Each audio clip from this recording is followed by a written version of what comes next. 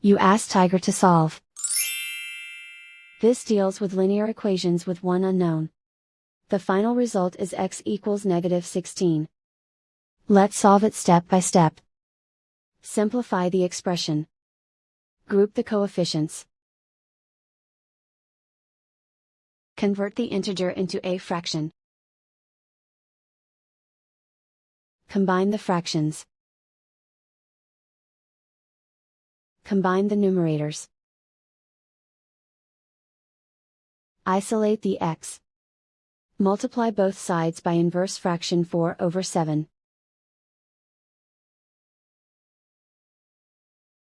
Group like terms.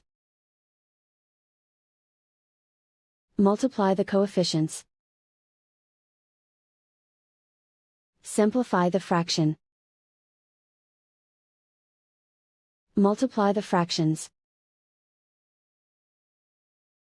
Simplify the arithmetic.